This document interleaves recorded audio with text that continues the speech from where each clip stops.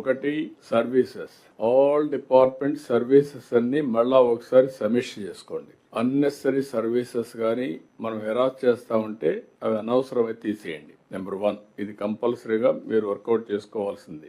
రెండోది, ఈ సర్వీసెస్ అన్ని మీకు ఇచ్చినప్పుడు మీకు స్టాండర్డ్స్ పెట్టాం.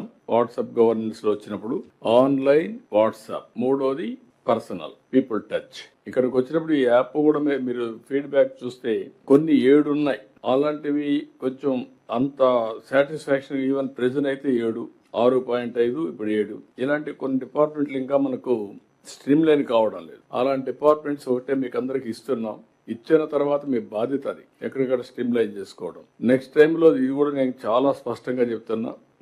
మేము చెప్పేది ఒక యాంగిల్ అయితే ఆ యాంగిలే కరెక్ట్ కాదు, ఇంకా బియాండ్ కూడా మీరు వెళ్ళాలి. ఇది బేసిక్ ఇన్ఫర్మేషన్ మీకు ఫీడ్ చేసినప్పుడు దిస్ ఇస్ ఎ ఫ్యాక్ట్. మీరు ఫైల్స్ క్లియర్ చేశారు, ఇట్ ఈస్ ఎ ఫ్యాక్ట్. మీకు జిఎస్టిపి వచ్చింది, ఇట్ ఈస్ ఎ ఫ్యాక్ట్. మీరు కేపీఐస్ చేశారు, ఇట్ ఈస్ ఎ ఫ్యాక్ట్. అవన్నీ మేము చెప్పిన తర్వాత అదే మరి మీరు సర్వీస్ ఇచ్చారు, ఇట్ ఈస్ ఎ ఫ్యాక్ట్. ఎంతవరకు మీకు ఆ సర్వీసులన్నీ ఎంతమంది ప్రైవేట్ గా వేసి పర్సనల్ గా తీసుకుంటున్నారు, ఎంతమంది వెయిట్ చేస్తున్నారు, ఇవన్నీ క్లియర్ గా రికార్డులు ఆన్లైన్ లో ఉన్నాయి. అదే మరి పీపీపీ మోడల్లో PPP positive public perception, it is a fact. Department బాగా చేసిన డిపార్ట్మెంట్ బాగా చేశారంటున్నారు, బాగా చేయని డిపార్ట్మెంట్ లో డిసాటిస్ఫాక్షన్ ఉంది. కాబట్టి ఇవి మీరు కొంచెం అనలైజ్ చేసుకోవాల్సిన అవసరం ఉంది.